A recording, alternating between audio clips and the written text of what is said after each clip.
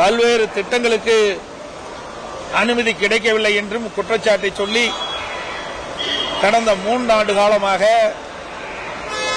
நிதி ஆயோக் கூட்டத்தை புறக்கணித்த முதலமைச்சர் திரு ஸ்டாலின் அவர்கள் 3 ஆண்டு காலம் புறக்கணித்த பிறகு நேற்றைய தினம் நடந்த பாரத பிரதமர் மாண்புமிகு நரேந்திர மோடி அவர்கள் தலைமையில் நடைபெற்ற நிதி ஆயோக் கூட்டத்தில் கலந்து கொண்டு கருத்தை தெரிவித்திருக்கின்றார். நாங்கள் குறிப்பிடுவதெல்லாம் ஏன் 3 ஆண்டு காலமாக பாரத பிரதமர்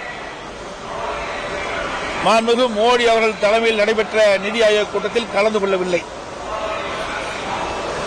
அந்த 3 ஆண்டு காலம் நிதி ஆயோக் கூட்டத்தில் கலந்து கொண்டிருந்தால் தமிழ்நாட்டிற்கு தேவையான நிதியை பெற்றிருக்கலாம், புதிய திட்டங்களுக்கு அனுமதி கிடைத்திருக்கலாம், மாநில நடந்த அந்த பிரச்சனையை நிதி ஆயோக் கூட்டத்திலே தெரிவித்திருக்கலாம். ஆனால் மக்கள் மீது அக்கறை இல்லாத ஒரு முதலமைச்சர் என்பது இதில் இருந்து தெரிய வருகிறது.